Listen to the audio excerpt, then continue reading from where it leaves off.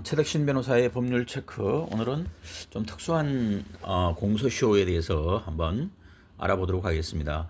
제목을 특수 공소시효라고 명명했습니다.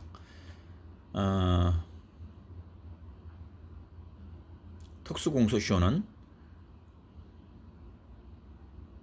서너 가지로 나누어서 설명을 드리도록 하겠습니다. 대한민국 형사법 체계에서 공소시효는 범죄 발생 후에 일정 기간이 지나면 국가의 소추권을 소멸시키는 제도입니다. 이는 시간의 경과에 따른 증거인멸 가능성, 처벌 필요성의 감소, 그리고 법적 안정성 유지를 최고의 목적으로 합니다. 그러나 범죄의 중대성이 매우 높거나 피의자가 사법 절차를 고의로 회피하는 경우 일반적인 시효 원칙을 적용하는 것은 형사 정의에 부합하지 않을 수 있을 때가 있습니다. 이에 우리 법제는 특정 범죄에 대한 시효 배제와 다양한 정지 사유를 공소시효 정지 사유를 규정하고 있는데요. 먼저 공소시효의 적용이 배제되는 것부터 말씀을 드리도록 하겠습니다. 형사소송법과 각종 특례법은 범죄의 반인륜성이나 증거의 명확성을 근거로 공소시효를 영구히 폐지하기도 합니다. 이는 시간이 흐른다고 해서 범죄의 실질적 해악이 소멸되지 않는다는 법적 판단을 명문화한 것으로 보여집니다. 반인륜적 살인죄는 2015년 개정된 이른바 태완이법 형사소송법 253조 의2에 의해서 사람을 살해하여 사형에 해당하는 범죄에는 공소시효가 적용되지 않습니다. 특히 시행 당시 시효가 완성되지 않은 사건에 대해 소급 적용을 인정함으로써 실질적인 처벌 가능성을 극대화하였습니다. 성폭력 범죄의 처벌 등에 관한 특례법과 아동 청소년의 성보호에 관한 법률은 취약계층 보호를 위해 시효 배제 범위를 넓게 설정하고 있습니다. 13세 미만 미성년자 및 신체적, 정신적 장애인 대상 성폭력 범죄는 시효가 존재하지 않으며 강간 등 살인의 죄 역시 배제 대상입니다. 또한 유전자, DNA 증거 등 과학적 증거가 확보된 경우 시효를 10년 연장함으로써 수사기술 발전에 따른 사법정의 구현을 뒷받침하고 있습니다. 헌정질서 파괴 범죄의 공소시효 등에 관한 특례법이라는 것이 있는데요.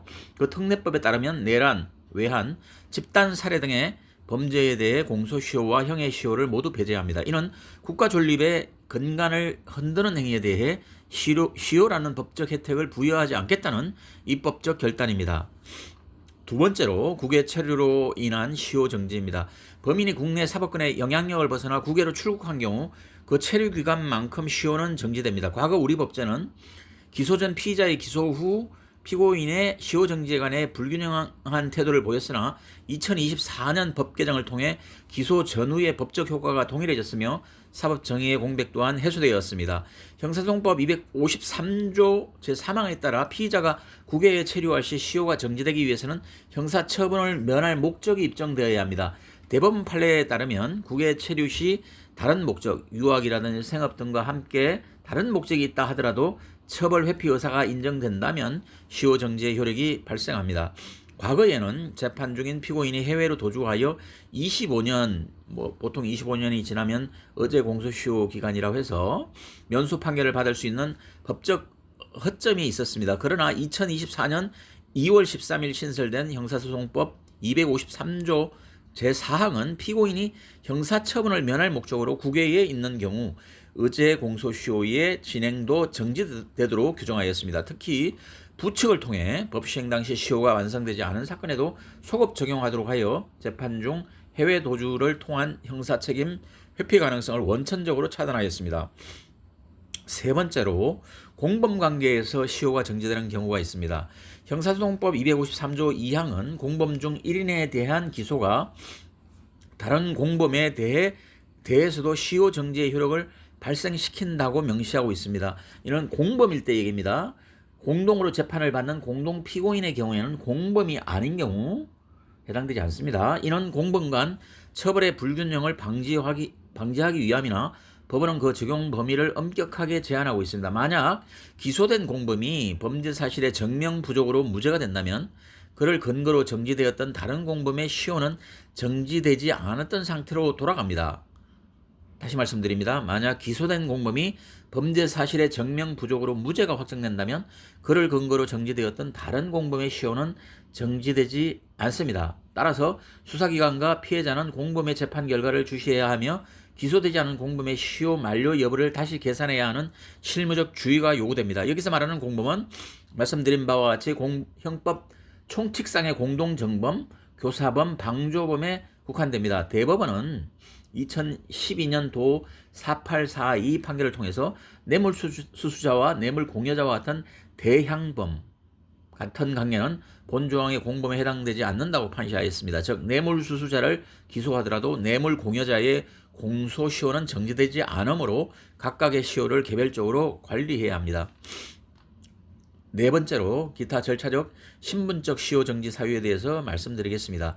일반적인 수사 과정 외에도 법률에 의해 시효가 정지되는 특수한 경우들이 존재합니다. 검사의 불기소 처분에 의해서 고소인이 재정 신청을 한 경우 형사소송법 제262조의 4에 의해 고등법원의 결정이 확정될 때까지 공소시효는 법률상 정지됩니다. 이는 고소인의 불복 권리를 보호하기 위한 장치입니다. 즉 재정 신청을 했을 경우에 공소시효가 정지된다. 헌법 84조에 의하여 대통령은 재직 중 형사상의 소출을 받지 않으므로 해당 재직 기간 동안의 공소시효의 진행은 당연히 정지됩니다. 소년법에 따른 보호처분 결정 확정 시까지 시효가 정지되며 아동학대 범죄의 경우 피해 아동이 성년에 달한 날로부터 시효가 기산되는 것도 주의를 요하는 부분입니다. 그래서 피해자의 실질적인 고소권 행사를 보장하고 있는 것입니다. 결론적으로 말씀드립니다. 공소시효 제도는 법적 안정성이라는 가치를 추구하지만 위에서 살펴본 특수공소시효와 시효정지 법리는 정의 실현이라는 더 큰 가치를 위해 운영됩니다. 특히 2024년 형사소송법 개정은 사법 회피 행위에 대한 무관용 원칙을 강화한 것으로 평가됩니다. 실무적으로는 공범의 무죄 확정 여부나 국외 체류의 주관적 목적 입증 등 복잡한 변수가 존재하므로 사건별 시효 산정에 있어서 정밀한 법리 검토가 필수적입니다. 감사합니다.